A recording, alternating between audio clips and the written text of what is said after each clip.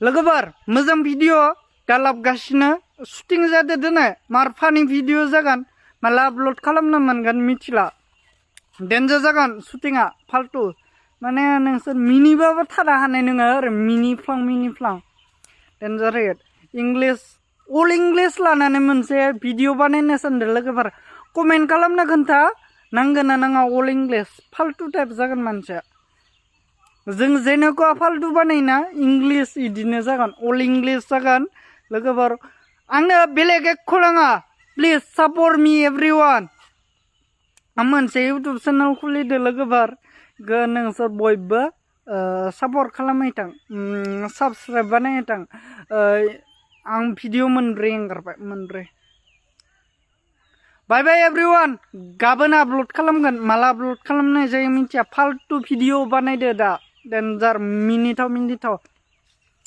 बाय बाय guys